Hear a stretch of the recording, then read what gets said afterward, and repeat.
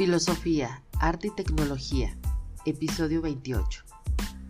Hola, me alegra que estés aquí, en el episodio número 28 de Filosofía, Arte y Tecnología. Yo soy Elikia y el día de hoy nos acompaña Joel Ocampo, quien nos platicará acerca del librillo verdaderamente dorado, no menos beneficioso que entretenido, sobre el mejor estado de una república y sobre la nueva isla de Utopía, mejor conocido como La Utopía de Tomás Moro, libro que fue publicado en 1516. El deseo de cambiar al mundo y aspirar a una sociedad más justa condujo a pensadores a diseñar procedimientos aplicables para cambiar el mundo. Hoy en día se emplea el término utopía muy a menudo para lidiar con las ambiciones económicas, políticas, sociales y ecológicas más difícil de congeniar con el modelo capitalista industrializado. Sin embargo, debemos a Tomás Moro el término utopía, el cual ha sido empleado para hacer referencia a las sociedades imaginarias en las que se daba solución a los problemas de la época. Y el día de hoy nos acompaña Joel para platicarnos acerca de este tema. Hola Joel, bienvenido, ¿te gustaría presentarte? Hola, buenas noches, soy Joel Ocampo, soy licenciado en filosofía y actualmente me desempeño dando clases de filosofía y materias afines como historia, etcétera, etcétera. Pues me encanta esto de las utopías. Bien, Joel, bienvenido. Pues qué bueno que te encanta esto de las utopías, porque precisamente hablaremos de la utopía, en este caso particularmente de Tomás Moro. Entonces, me gustaría que empezáramos por el principio y que nos presentaras un poco a esta figura. ¿Quién fue Tomás Moro? Bueno, Tomás Moro es la utopía en sí, porque lo que narran sus biógrafos de él es que era una persona que vive muy apegada a sus creencias, pero no a sus creencias de una forma dogmática, sino convencido de ellas, y las lleva a cabo tras un convencimiento de lo que debe de ser la bondad. Entonces él era una persona utópica en el sentido de que siempre se estaba construyendo dentro de lo utópico. Se dice que ayudaba mucho a los pobres, que siempre invitaba a una familia que no tuviera que comer, a comer a su casa, y les preguntaba sobre sus problemas. También le gustaba rezar. Cuando sabía que una vecina suya iba a tener un hijo, rezaba, estaba muy convencido.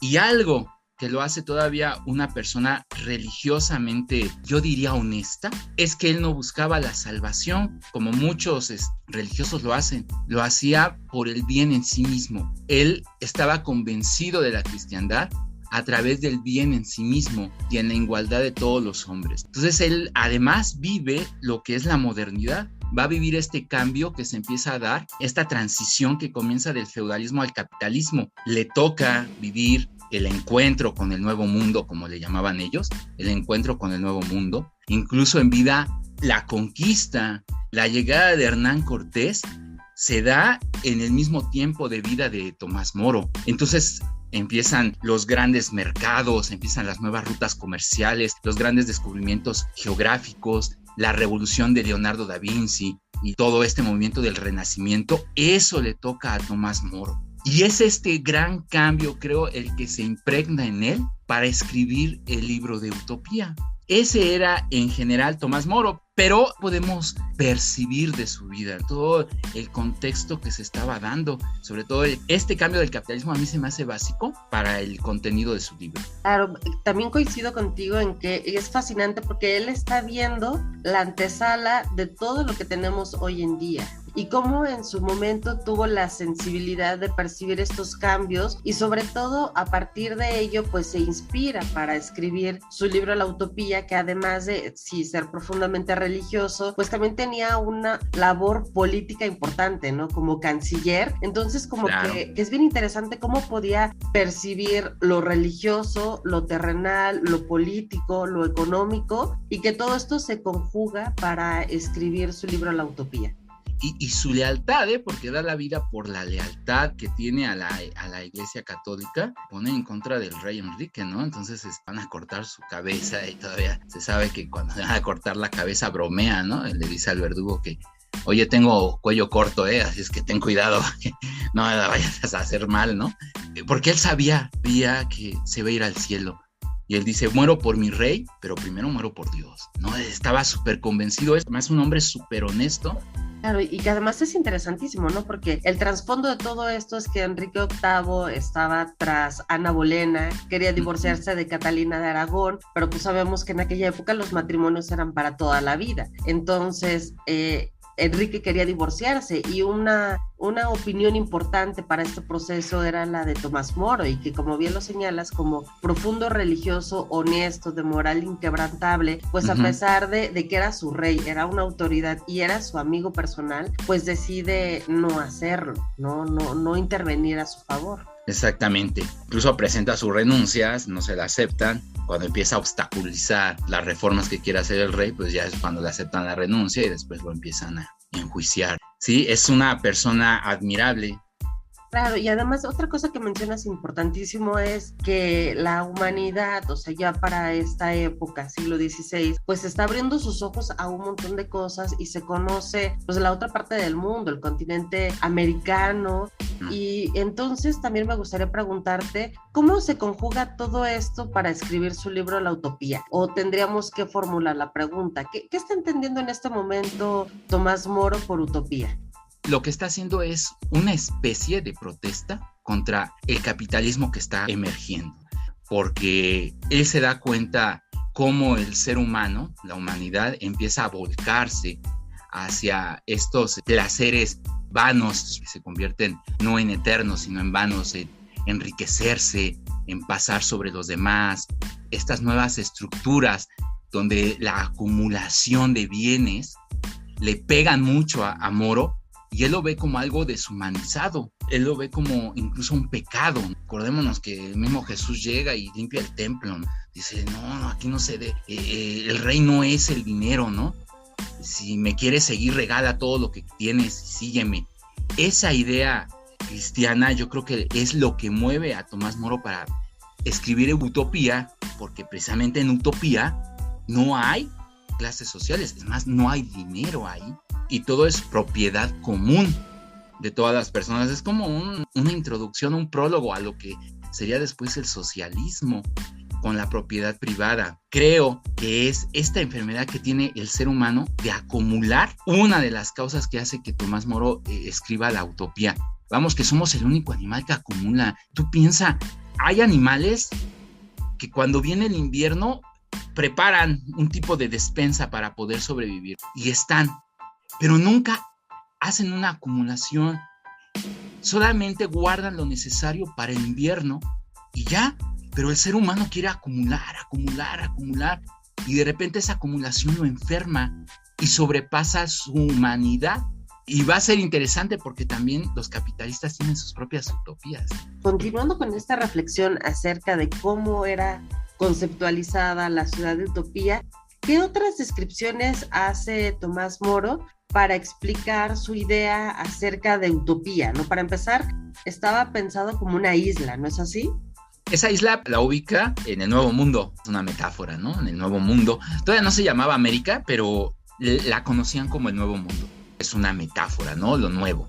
Ahí encontró la ciudad. Incluso quien le platica sobre la ciudad es un personaje, Rafael, y Clodeo es quien empieza a platicar sobre esta ciudad porque él vivió un tiempo ahí y es el que la empieza a describir. Y bueno, él nos cuenta que el estado de Utopía tiene 54 ciudades y haciendo la antesala al socialismo, que se me hace súper interesante, que los pensadores humanistas, cristianos, de la introducción, ¿no?, a lo que va a ser el socialismo. Él describe que todo es público, no existe la propiedad privada. Y no solo eso, sino que todas las ciudades son exactamente idénticas, excepto la capital, pero el que todas las ciudades sean idénticas también es importante porque desaparece con esto ciudades ricas, ciudades pobres, que es lo que parece que ve el futuro, que es lo que va a producir el capitalismo. Todas las ciudades son idénticas y al ser todas las ciudades idénticas, todos los ciudadanos gozan de los mismos servicios, gozan de la misma arquitectura, gozan los mismos derechos que cualquier ciudadano del estado de Utopía. Todas las casas son iguales, las calles todas tienen 20 pies de ancho, cada casa tiene 2 puertas y para evitar el arraigo era importante para Tomás Moro que no hubiera el arraigo, un poco desde mi propia reflexión, si me atrevo a decir que es como lo que decía Carlos Santana, ¿no? O que más bien parafraseaba a Carlos Santana, de que somos habitantes del mundo, no arraigarnos en un solo lugar y tener todos los vicios que luego tiene la patria, la patria crea discriminación hacia otros lugares geográficos. De repente la patria, el nacionalismo, crea movimientos como el nazismo, como el fascismo. Aquí mismo en México, en la colonia, se creaban castas, ¿no? Y también todo eso se evitaba gracias a que la gente tenía que mudarse. Y entonces cada 10 años, cuando empezaban a crecer las poblaciones, se hacía una muda de las personas y como todas las casas eran iguales, no había ningún problema. En cuanto a la vestimenta, nos cuenta Tomás Moro que pues había que evitar el lujo, y para evitar el lujo, toda la ropa era hecha a mano y las familias hacían la ropa. Era como hacer la comida, ¿no? Cada familia hace su comida, pues también cada familia hace su ropa. Y estas prendas deberían de ser iguales, porque no deberías de ostentar lujos mayores que pudieran enfermarte y hacerte sentir que tú eras mejor que el otro o salir a presumir. Que si lo trasladamos ahora, es como cuando sales con tus Nike, ¿no? Eso no existe, por eso todos debemos de vestir de la misma manera. Y claro, por su época, la única diferencia era la vestimenta entre hombres y mujeres, entre casados y solteros, que eso también se me hace muy interesante. Si Tomás Moro fuera de esta época y escribiera el libro, seguramente a lo mejor ya incluiría a los otros otras identidades de género que existen. Luego, la moneda. Como no existe propiedad privada, pues tampoco existen monedas. No existen las monedas, y algo que se me hace súper interesante de Tomás Moro, el oro se ocupaba para construir recipientes en donde tú pudieras escupir, donde tú pudieras ahí escupir, tiene siempre el símbolo, un símbolo de agresión, de desprecio. Para eso se ocupaba el oro, para escupirle al oro. Esta idea totalmente de abandonar la riqueza, abandonar esto que es totalmente mundano. Su gobierno es una teocracia de corte católica, porque hay que recordar que, como ya habíamos mencionado, Tomás Moro era profundamente católico. Un católico honesto, un cristiano honesto. Él veía en la iglesia del catolicismo, pues sí, la presencia de Dios.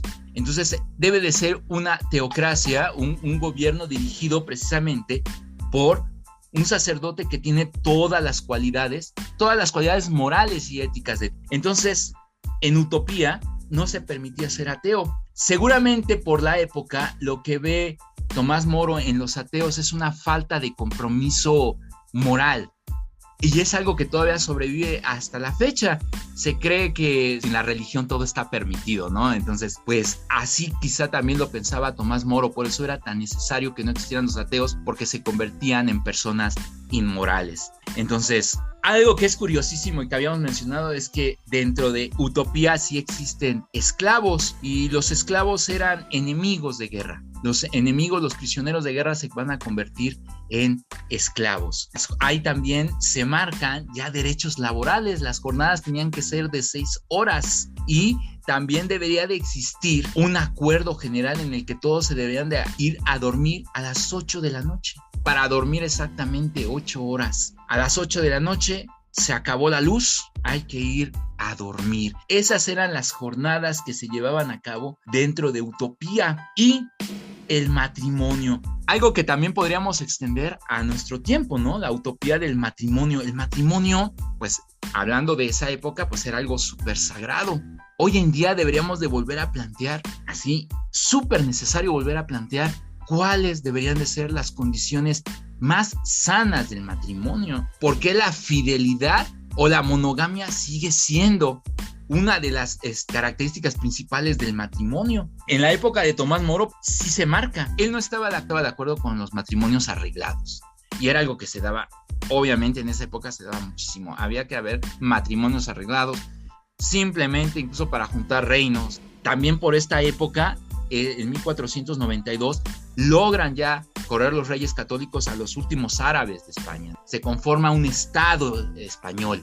ya se conforma un Estado católico español, y eso es gracias también a los matrimonios. Sin embargo, Tomás Moro estaba en contra de los matrimonios arreglados, y el matrimonio en utopía no está arreglado. Uno conoce a la persona con la que quiere pasar toda su vida antes, la conoce y decide casarse. Eso sí, está estrictamente prohibido no llegar virgen al matrimonio, porque Tomás Moro, por su época, va a ver como pecado, ¿no? Como las lujurias.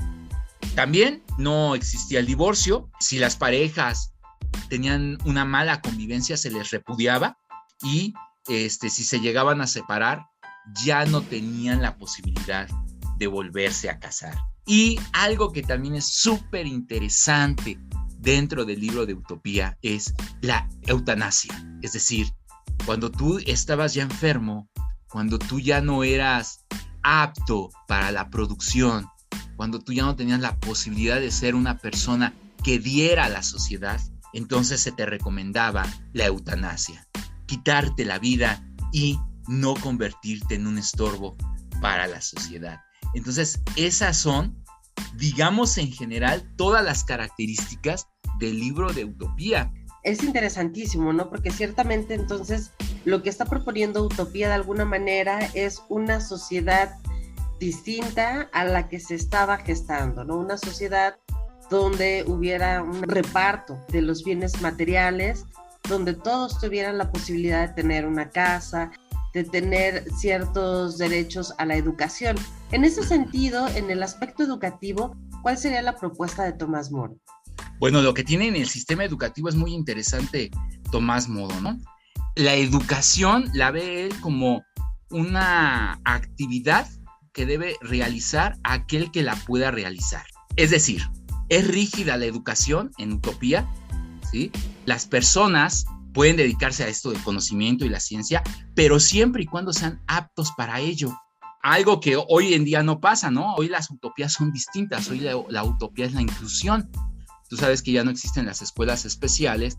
Las escuelas deben entrar todo tipo de personas con problemas de aprendizaje y personas muy brillantes que no tienen este tipo de problemas. La inclusión, la nueva utopía es la educación es para todos. En este momento lo que ve Tomás Moro dice, todos tenemos que trabajar, pero la educación debe de ser nada más para los más aptos, para que puedan mantener resultados en todo su proceso científico. Esa es la educación para Tomás Moro.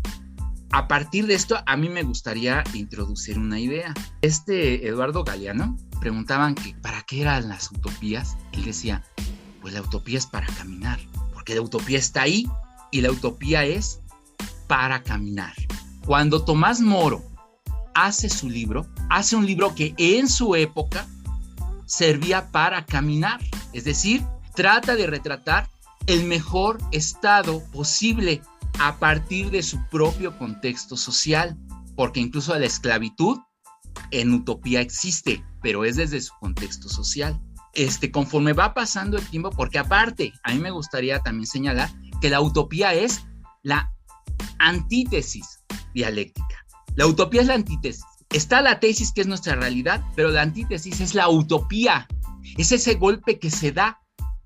Algo que también marca el libro es que, por ejemplo, toda la gente viste igual y solamente hay diferencia entre hombres y mujeres. Nuestro contexto hoy, y que es parte de la utopía con la que estamos caminando, es que ya no hay hombres y mujeres, sino que hay otras identidades que quieren ser reconocidas. Y entonces esas identidades están en esta lucha dialéctica, ¿no? Que se están construyendo a través de esa antítesis que es la utopía, y que yo estoy seguro que en unos años, 50, 100 años, ya va a ser de lo más normal incluir en el idioma, ¿sale? Todas esas identidades, y que ya va a haber unas reglas gramaticales para esas identidades, porque ahorita no hay reglas. Entonces se empiezan a dar las discusiones, se está dando esa lucha. Esa es la utopía, eso es lo que podemos reflexionar del libro de Tomás Moro. Ver cómo nosotros, a través de la lectura del libro, empezamos nosotros a introducir nuestras propias utopías. Nosotros ahora, en este país, estamos viviendo una utopía. Tenemos un gobierno nuevo, un gobierno que un grupo de personas de izquierda que estuvieron luchando por añísimos, años y años. Ellos establecieron una utopía. Cuando las personas de izquierda honestas estén en el gobierno. Y entonces llega ese grupo y de repente estamos viviendo una utopía, la muerte del PRI, que era una utopía gigantesca, una utopía que no podíamos imaginar. Pensábamos que era más fácil ganar el mundial que muriera el PRI. Y murió el PRI, ya está muerto. Y entonces, si no hubiera existido esa utopía, si nosotros los mexicanos hubiéramos dicho, es que el PRI nunca se va a ir, como yo lo escuché muchas veces, como quizá alguna vez yo también lo expresé, el PRI nunca va a morir, tal vez renuncié a esa utopía, pero los que no renuncian a las utopías, caminan, como dice Galeano, caminan persiguiéndola y llegan. Ahora ya estamos en el paraíso, en el estado utópico de Tomás Moro. No, porque no hay un estado perfecto. Incluso el estado de Tomás Moro, pues tiene esclavos, ¿no? Entonces, así como ahorita ya estamos viviendo una utopía, ya estamos en un gobierno que jamás imaginamos que fuera a llegar, ahora se tiene que construir ese gobierno, y este gobierno construye nuevas utopías. Esa es la importancia del libro de Tomás Moro. Esa es la importancia de leerlo y de reflexionarlo, que podemos llegar a construir desde nuestro tiempo nuestro propio estado utópico. Y es a partir de las utopías donde vamos a empezar a construir nuestros mundos perfectos, que sabemos que no están, porque la utopía solo es para caminar, no para llegar a ella en su plena realización, porque somos seres humanos y no hay estado perfecto. Y yo te decía algo, las derechas también tienen utopías. Entonces aquí tenemos una competencia de utopías entre izquierdas, derechas y centros, ¿no? De gente que no sabe ni por cuál decidirse. Entonces, la importancia sobre todo del libro de Tomás Moro es que nos lleva a esas nuevas reflexiones. No quedarnos solamente en la belleza literaria del libro, ¿no? Ay, qué padre, ¿no? Ay, en su época, no. Hay que trasladarlo a este momento. Y entonces, bueno, pues hemos visto que la utopía es como esta visión de un mundo ideal, de la creación de normas sociales que son ideales y que, como bien señalas, es como una meta bastante lejana a la cual se aspira a llegar eventualmente, aunque sabemos que su realización al 100% es difícil y que a través de la historia sí se ha logrado coincidir en algunos de estos puntos. Entonces, sobre esto, ¿qué podrías comentarnos sobre la materialización de los ideales de la utopía, esta utopía de Tomás Moro, pues en la actualidad? En la actualidad sí, pues materialización de la utopía, como ya lo había mencionado antes, está en ir caminando. Y de las cosas que propone Tomás Moro, pues todavía se sigue viendo, ¿no? Que de una forma ya diferente, no como lo planteaba el socialismo, que hay ciertas áreas que no pueden ser privatizadas, hay ciertas áreas que tienen que ser manejadas por un Estado que represente un pueblo y que las ganancias sean para el pueblo y que los beneficios sean para el pueblo. Ahí se materializa sin duda parte del libro de Tomás Moro y parte de la visión que él tenía, en el que todos debemos disfrutar por igual de la riqueza de una nación, ¿no? Por ejemplo, hace poco fue la reforma eléctrica, que no pasó, pero parte de la discusión es que simplemente es un servicio, no puede ser un negocio, es tu derecho. La educación no puede ser un negocio, la salud no puede ser un negocio, jamás debe plantearse como parte de un negocio. Es inhumano y es algo que se ve materializado de Tomás Moro, ¿no? Otra cosa, voy a poner un ejemplo bastante raro, si tú quieres ver utopía, pues ve Los Pitufos. ¿Ya has visto a Los Pitufos? Ahí está, todas las casas son iguales, todos se visten igual, no importa que seas poeta o que seas el constructor, que era genio, ¿no? Todos disfrutan por igual de las riquezas de la aldea, ¿no? Y tenemos al capitalismo, que es Gargamel, que los quiere convertir en oro, ¿no? Yo los voy a convertir en oro, los voy a explotar, ¿no? Ahí está toda la metáfora. ¿Quieren ver utopía? Vean Los Pitufos. Esa es la isla de utopía, ¿no? Y entonces, este libro llega hasta hoy en día, porque, como yo digo, los humanistas siguen viendo, siguen dándose cuenta de que los seres humanos debemos anteponer, citando a Enrique Dussel, la vida como criterio de eticidad, ¿no? No la riqueza, no la acumulación. Entonces yo ahí es donde veo el libro de Utopía, y sobre todo el gran aporte es la palabra, ¿no? Que todo el mundo la menciona, ¿no? Todo el mundo la tiene en la boca y la reconoce. Claro, excelente, Joel. Pues muy bien, no sé si quieras agregar algo más. Pues que tengamos todas nuestras utopías, no las perdamos, porque si no, no vamos a tener hacia dónde caminar. Pues muchas gracias, un gusto tremendo, como siempre. Y bueno, pues esperamos tenerte próximamente con algún otro tema de filosofía, que tú desde tu expertise con tantos años de experiencia en la docencia, seguramente podrás compartirnos así, de esta manera tan clara. Entonces, pues nos vemos pronto. Chao. Bye.